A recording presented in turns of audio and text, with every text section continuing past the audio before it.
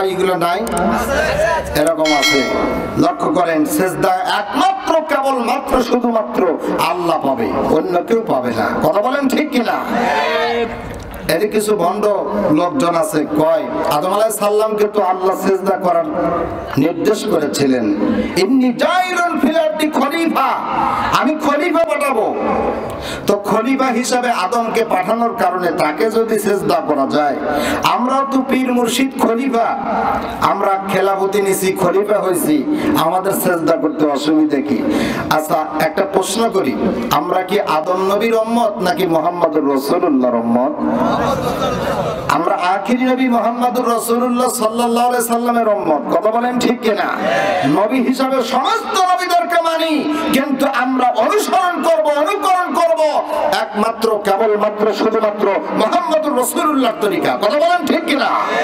আদম আলাইহিস সালামের ছেলেরা তো ভাই বোন বিয়ে করছে, আমাদের এই নবীর উম্মতেরা কি সেটা করতে পারবে? এজন্য আদম আলাইহিস সালামের শরীয়ত ধরলে তো আমাদের হবে না, আমরা তো মুহাম্মদুর রাসূলুল্লাহ শরীয়ত মানি, আখির নবীর উম্মত আমরা। কথা বলেন ঠিক কিনা? কালেমার মধ্যে ঘোষণা করছি লা ইলাহা ইল্লাল্লাহ মুহাম্মাদুর রাসূলুল্লাহ, এক আল্লাহর ইবাদত করব, তা মুহাম্মদুর রাসূলুল্লাহর তরিকায়। কথা বলেন ঠিক কিনা? আমার ভাইরা লক্ষ্য করেন কথার দিকে। হুদহুদ পাখি খবর দিচ্ছে যে রানী বিলকিস সাবা এলাকা তো রাজত্ব চালাইতেছে, সেনাবাহিনীর লোকজন সব আছে, বিরাট সিংহাসন আছে, আল্লাহর ইবাদত করে না, আল্লাহকে সিজদা দেয় না, তার লোকজন সহ তারা সিজদা দেয় সূর্যকে। কথা বলেন ঠিক কিনা? আমার ভাইরা এই খবর যখন দিছে, সুলাইমান আলাইহিস সালামের মেজাজ গরম। কিরে, আল্লাহ আমাকে নবী বানাইছে, আমার কাজ হলো মানুষদেরকে আল্লাহ বলা, মানুষদেরকে আল্লাহ বলা বানানো।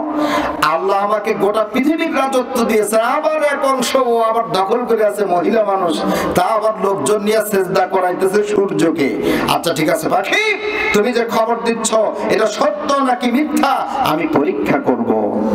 ক্বালা সানানজুরু আসাদাকতা আম কুনতা মিনাল কাযিবিন।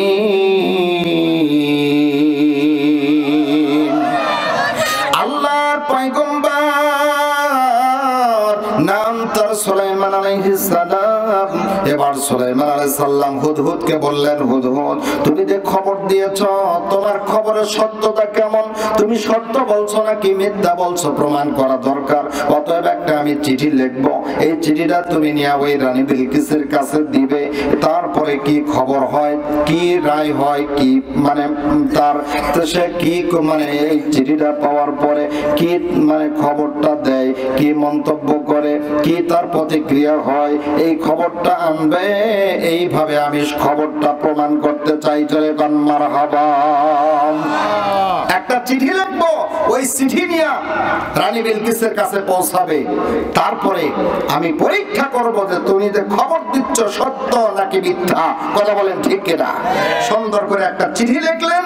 লেখার পরে হযরত সুলাইমান আলাইহিস সালাম এই হুদহুদকে বলছেন, ইযহাব চলে যাও, বিকিতাবি আমার লেখায় চিঠিটা নিয়ে চলে যাও, ফাআলকি ইলাইহিম তাদের কাছে রাখো। তার মানে রানী বিলকিস লোকজন নিয়ে যেখানে আছে ওখানে রাখো। সুম্মা তাওয়াল্লা আনহুম চিঠি রাখার পরে একটু সরে আসবে, একটু আড়ালে থাকবে।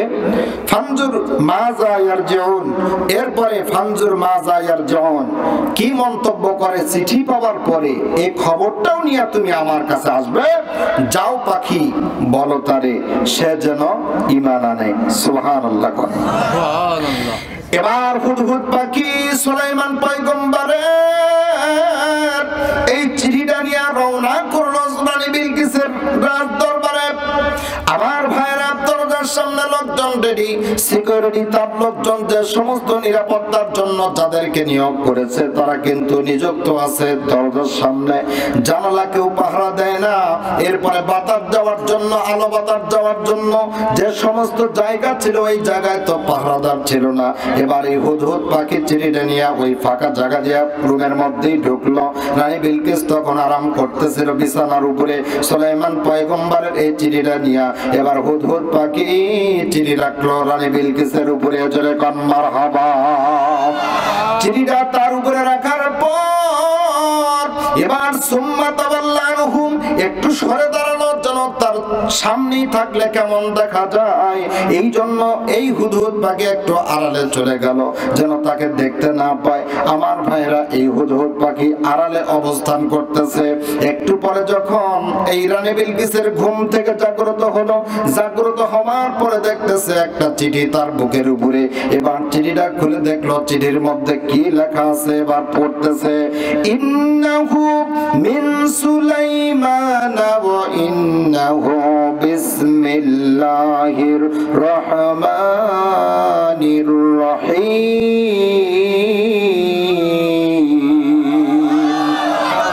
আল্লাহ তাআলু আলাইয়া ওয়া আতুনি মুসলিমিন। আল্লাহু আকবার। এবার রানী বিলকিস ঘুম থেকে জাগ্রত হওয়ার পর দেখলো একটা চিঠি। এবার চিঠি খুলে দেখতেছে, চিঠির মধ্যে বেশি কথা লেখা নাই, অল্প কিছু গুরুত্বপূর্ণ কিছু কথা আছে। ইন্নাহু মিন সুলাইমান ওয়া ইন্নাহু বিসমিল্লাহির রহমানির রহিম। চিঠির মধ্যে লেখা আছে, এই চিঠিটা আসছে সুলাইমান পয়গম্বরের পক্ষ থেকে। আর এই চিঠি লেখা হয়েছে ওই আল্লাহর নামে, যিনি রহমান যিনি রহিম, তার নামে চিঠিটা লেখা হয়েছে।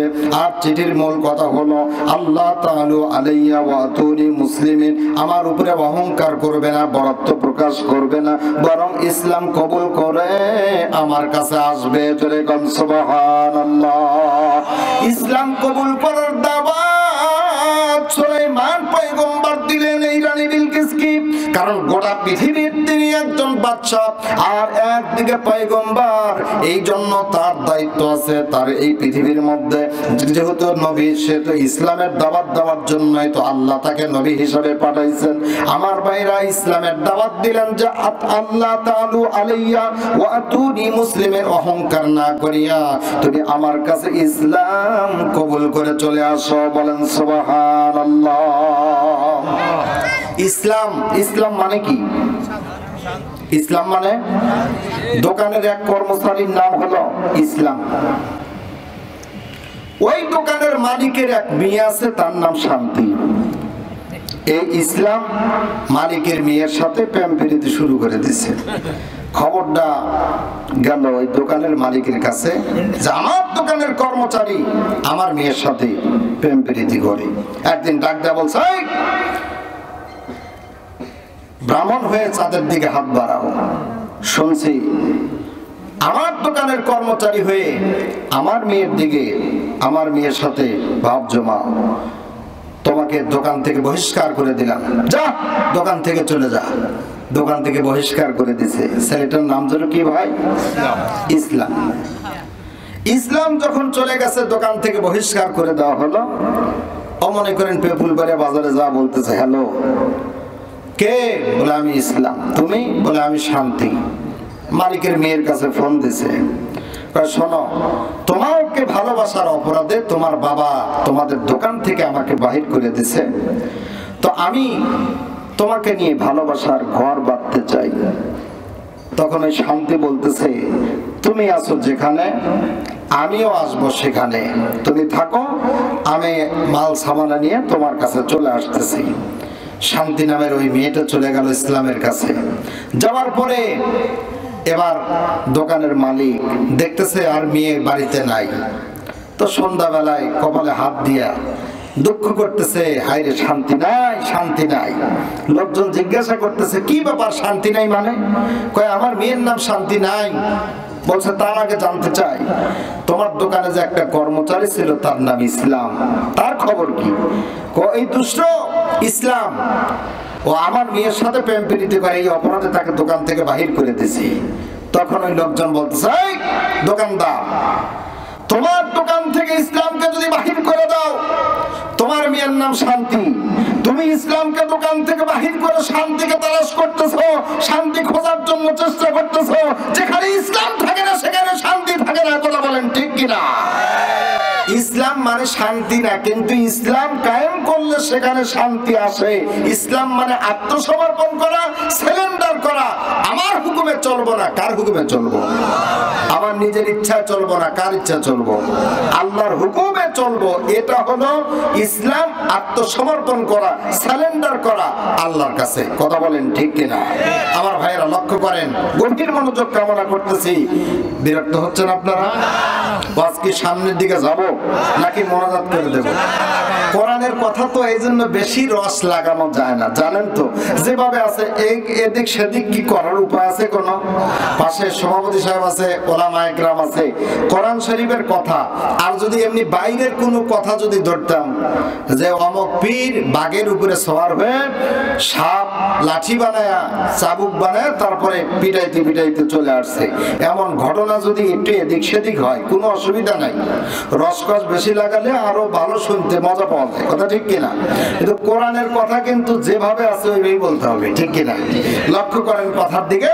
এবার হযরতে সুলাইমান আলাইহিস সালাম যে চিঠি দিলেন, চিঠি রানী বিলকিস গম থেকে উঠে যাকে চিঠি পড়লো, পড়ার পরে দেখলো যে একটা চিঠি আসছে গুরুত্বপূর্ণ। সঙ্গে সঙ্গে তার যে পরিষদ ছিল, তার যে লোকজন ছিল যাদেরকে নিয়ে উনি রাষ্ট্র পরিচালনা করেছেন, তাদেরকে জরুরি ডাকলেন, বৈঠক ডাকলেন, যে বসো, জরুরি বৈঠক আছে। লোকজন বসলেন, তার লোকজন। এবার উনি বলতেছেন, قالت يا أيها الملأ إني ألقي إلي كتاب كريم। রানী বিলকিস তার লোকজনদেরকে ডাকার পর এবার বলছে, ইন্নী উলকিয়া ইলাইয়া কিতাবুন কারীম, আমার কাছে একটা সম্মানিত চিঠি পাঠানো হয়েছে, আমার কাছে সম্মানিত একটা চিঠি আসছে। তার মানে তার লোকজনদেরকে বলছে যে আইয়ুহাল মালাউ, হে আমার পরিষদবর্গ যারা এখানে উপস্থিত আছো, আমার কাছে সম্মানিত একটা চিঠি পাঠানো হয়েছে। রানী বিলকিস একজন সূর্য পূজারী, আর আল্লাহর পয়গম্বর সুলাইমান আলাইহিস সালামের চিঠিকে সম্মানিত বলেছেন। কথা বলেন ঠিক কিনা? তাফসীরের মধ্যে আছে, এই রানী বিলকিস সূর্য পূজা করলে আল্লাহর পয়গম্বর সুলাইমান আলাইহিস সালামের চিঠিকে সম্মানিত চিঠি বলার কারণে আল্লাহ পাক তার এই কথাকে পছন্দ করলেন, তার সিনাকে আল্লাহ কবুল করলেন, তার অন্তরকে আল্লাহ পাক ইসলামের জন্য কবুল করলেন। কারণ নবীর চিঠিকে কেন সম্মানিত চিঠি বলল?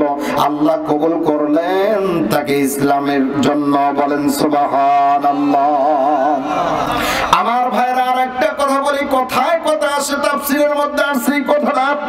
হযরতে মুসা আলাইহিস সালাম এবং ওই যে ফেরাউনের কথা আপনারা শুনছেন, ফেরাউনের জাদুকর লোকজন ছিল, এবং হযরতে মুসা আলাইহিস সালামের লাঠিটা জমিনের মধ্যে ফেললে কিন্তু সাপ হয়ে যাইত। একদিনের ঘটনা, ফেরাউনের লোকজন এবার জাদুকর যারা ছিল ওরা ময়দানের মধ্যে আসলো। হযরতে মুসা নবী ময়দানের মধ্যে গেলেন, যাওয়ার পরে ওই ফেরাউনের লোকজন বলতেছে, মুসা নবী, ইম্মা আনতুল কিয়া ওয়া ইম্মা আন্নাকুনা আউওয়ালা মান আলকা। ও মুসা, তুমি আগে জাদু দেখাইবা নাকি আমরা আগে জাদু দেখাইব? এই যে অনুমতি ইজাজত চেয়েছিল এই জাদুকরেরা, কিতাবের মধ্যে আছে, তাফসীরের মধ্যে আছে, এই জাদুকরের একজন মুসা নবীকে সম্মানিত মানে সম্মান দেখানোর কারণে, আদব দেখানোর কারণে জাদুকরদেরকে আল্লাহ পাক হেদায়েত দান করেছে। বলেন সুবহানাল্লাহ। এখান থেকে প্রমাণিত হইল নবীদের সঙ্গে যারা আদব দেখায়, ভদ্রতা দেখায়, যারা নম্রতা দেখায়, তাদেরকে আল্লাহ ইসলামের জন্য কবুল করেন। কথা বলেন ঠিক কিনা? যারা বেয়াদবি করে নবীদের, যারা দুশমন, নবী আমার ভাইরা নবীদের ওয়ারিস আছে যারা ওলামায়ে কেরাম, যারা দুনিয়ার জমিনে আছেন, যারা ওলামায়ে কেরাম, এই ওলামায়ে কেরামদের সঙ্গে যারা আদব দেখাবে, ভদ্রতা দেখাবে, তাদের সাথে নম্রতা যারা প্রকাশ করবে, আল্লাহ তাদেরকে ইসলামের জন্য কবুল করবেন। আর যারা আলেমদেরকে দেখতে পারবে না, মেজাজটা গরম হয়, দাড়ি টুপি দেখলে মেজাজটা গরম হয়, শরীরে অ্যালার্জি জাগে, যে সমস্ত লোকদের ওদের ঈমান আসবে না, হেদায়েত পাবে না। কথা বলেন ঠিক কিনা? আলেমদের যারা যারা সম্মান করে না, মর্যাদা দেয় না, তাদের বংশে আলেম তৈরি হবে না, মরার সময় কালেমা নসিব হওয়া কঠিন। কথা বলেন ঠিক কিনা? কারণ নবীর ওয়ারিসদেরকে যারা দেখতে পারে না, ওরা নবীর যুগে আসলে নবীর সাথেও শত্রুতা করত। ঠিক কিনা বলেন? এজন্য উলামায়ে কেরামকে সম্মান করবেন, শ্রদ্ধা করবেন, কারণ নবীদের ওয়ারিস তারা। রানী বিলকিস বলছে, ইলাইয়া কিতাবুন কারীম, আমার কাছে সম্মানিত একটা চিঠি আসছে। এই যে সম্মানিত বলছে সুলাইমান পয়গম্বরের চিঠিকে, আল্লাহ তাকে ইসলামের জন্য কবুল করেছেন, কপালে হেদায়েত লিখে দিবেন। সুবহানাল্লাহ। সম্মানিত চিঠি কি লেখা আছে? বলে লেখা আছে সুলাইমানের পক্ষ থেকে আসছে, আল্লাহর নামে লেখা। আর অহংকার করতে নিষেধ করেছেন, নাকি আমরা তার সাথে পারবো না, আমাদেরকে আত্মসমর্পণ করতে বলছে, ইসলাম কবুল করার জন্য দাওয়াত দিয়েছেন। জোরে কোন সুবহানাল্লাহ। তো এবার লোকজনের কাছে বলতেছেন, তোমাদের মতামত কি? তোমাদের পরামর্শ ছাড়া তো আমি চলি না। রানী বিলকিস বলতেছে তার লোকজনের কাছে, ক্বালাত ইয়া আইয়ুহাল মালাউ আফতুনি ফি আমরি মা কুনতু কাতিআতান আমরান হাত্তা তাশহাদুন। রানী বিলকিস বলছে, হওয়ার পরে সববর্গ, তোমরা আফতুনি, আমাকে ফতোয়া দাও, আমাকে পরামর্শ দাও, এখন আমি কি করব? মা কুনতু কাতিআতান আমরান, আমি তো কোনো কাজের সিদ্ধান্ত নেই না তোমাদের পরামর্শ ছাড়া, অতএব তোমরা পরামর্শ দাও। এমন একটা চিঠি আসছে, কি করব? আমরা কি ইসলাম কবুল করব নাকি যুদ্ধে লিপ্ত হব? কি করা যায়? তোমাদের পরামর্শ চাই তোমাদের কাছে, তোমরা পরামর্শ দাও। এবার লোকজন পরামর্শ দিল, কি দেখেন? তারা বলছে, ক্বালু নাহনু উলু কুওয়াতিন ওয়া উলু বাসিন শাদীদিন ওয়াল আমরু ইলাইকি ফানজুরি মাযা তা'মুরিন।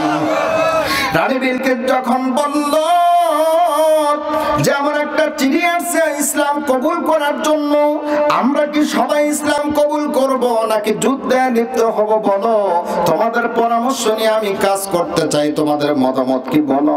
এবার তার সেনাবাহিনীর লোকজন যারা ছিল, উজির নাজির, তারা বলছে, নাহনু উলু কুওয়া, আমরা শক্তিশালী, ওয়া উলু বাসিন শাদীদ, যুদ্ধে আমরা পারদর্শী, আমাদের শক্তি আছে, আমরা যুদ্ধেও পারদর্শী। অতএব ওয়াল আমরু ইলাইকি, হুকুম করবেন আপনি, আমরা যুদ্ধে লিপ্ত হব, কোনো চিন্তা নাই। জোরে কোন মারহাবা। ভালোই সাহস দিচ্ছে।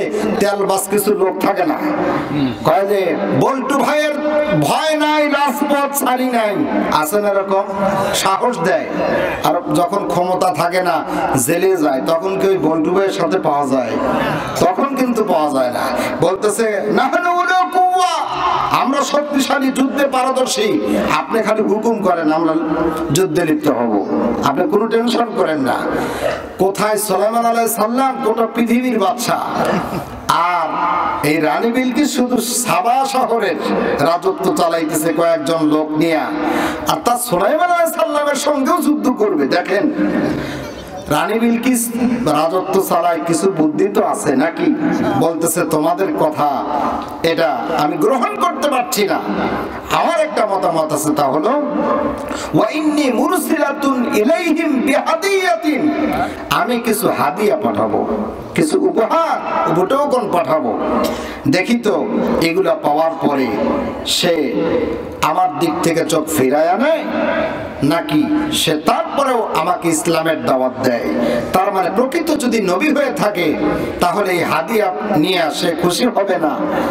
আর যদি সে সত্যিকারে নবী না হয়ে থাকে, লোভী হয়, তাহলে সে আমার এই হাদিয়া, এই স্বর্ণ, যা কিছু আমি পাঠাবো, এগুলো নিয়ে সে খুশি থাকবে, আর আমার দিকে তাকাবে না।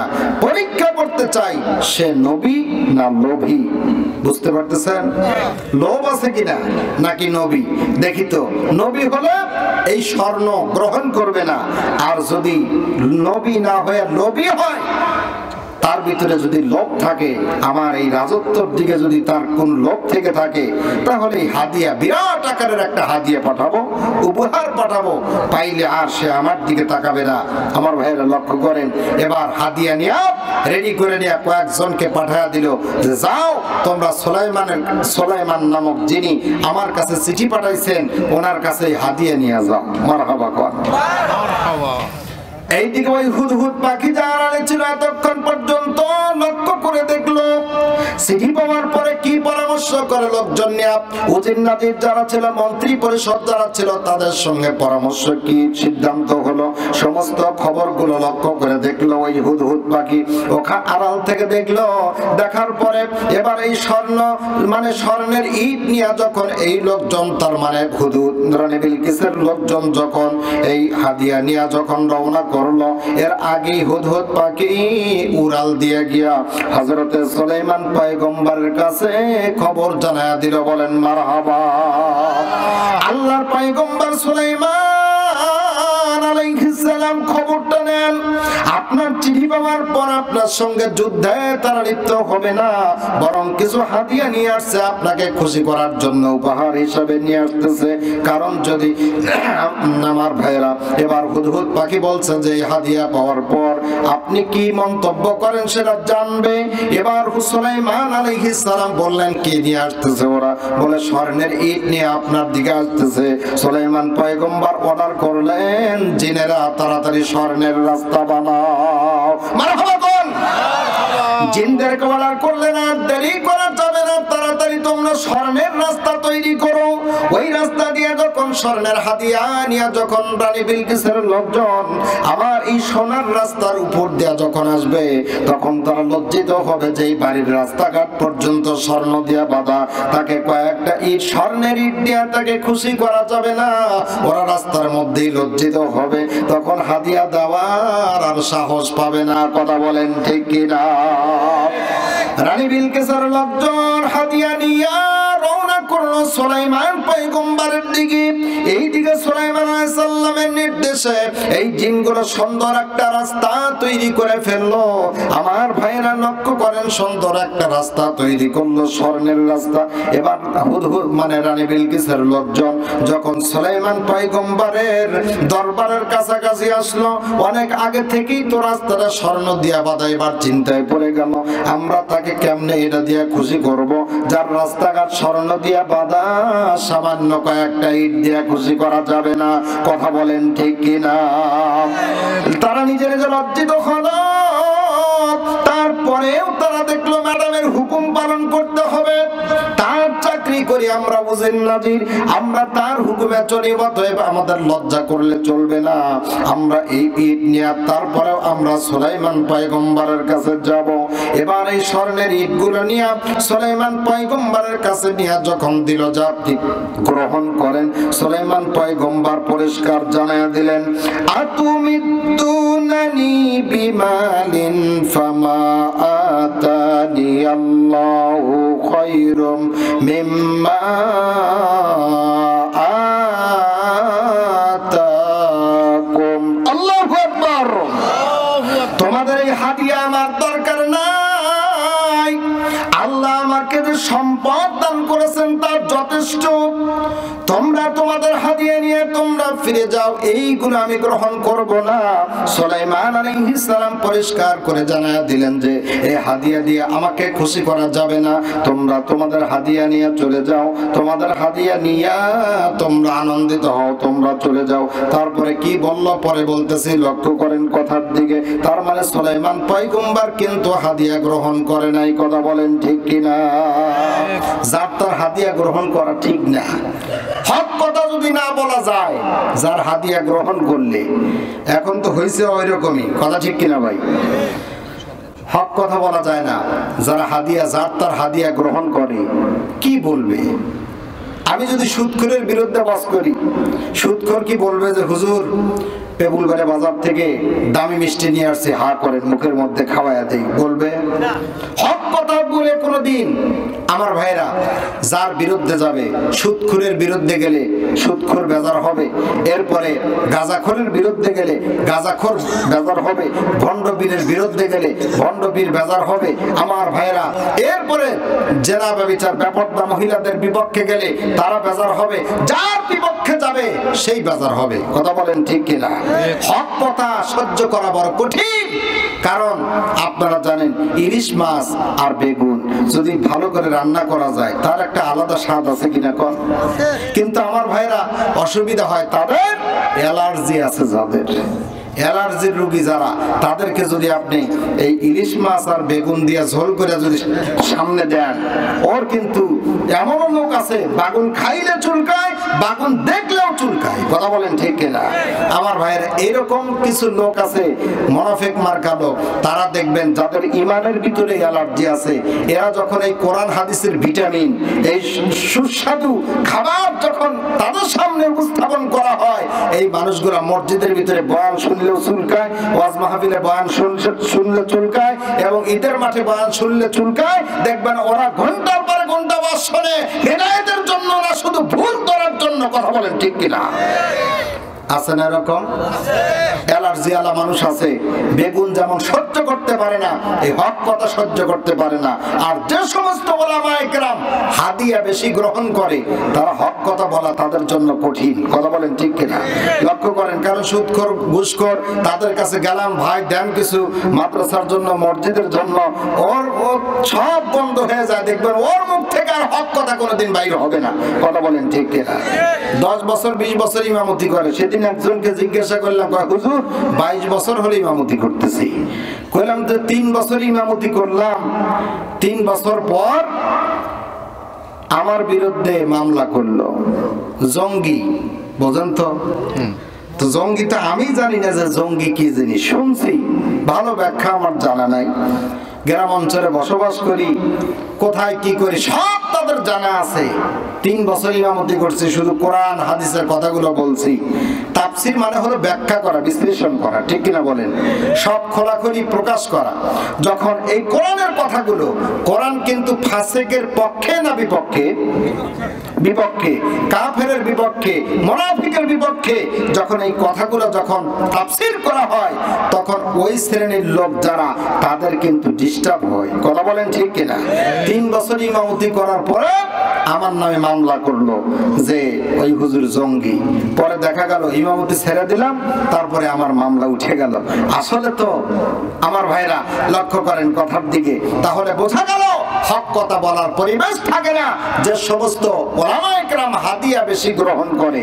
লক্ষ্য করেন কথার দিকে, বাংলাদেশের কোন পীর যারা হাদিয়া গ্রহণ করে, হক কথা বলা পীর আমার জানা মতে কেবলমাত্র শুধুমাত্র বাংলাদেশে হাতে গোনা 2-1 জন পীর আছে, তার মধ্যে চরমনাই পীর আছে, উনি একটু হক কথা বলতে পারে। তাছাড়া কোন পীরের মুখে কোনোদিন হক কথা বলতে শুনি নাই। কথা বলেন ঠিক কিনা? কারণ ওরা মুরিদের গরু, মুরিদের ছাগল, এরপরে মুরিদের হাঁস মুরগির দিকে হা করে তাকায় থাকে। ওরা হক কথা বলবে কেমনে, বলার ক্ষমতা নাই। কথা বলেন ঠিক কিনা? লক্ষ্য করেন কথার দিকে, সুলাইমান আলাইহিস সালামের কাছে হাদিয়া পাঠায় দিয়েছে। উনি বললেন যে নাই, হাদিয়ার আমার দরকার নাই, যাও তুমি ফিরায় নিয়ে যাও।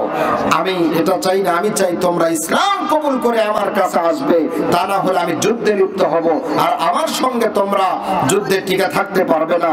আল্লাহ আমাকে নবী বানাইছে, বাদশা বানাইছে। জোরে কোন সুবহানাল্লাহ। এবার সুলাইমান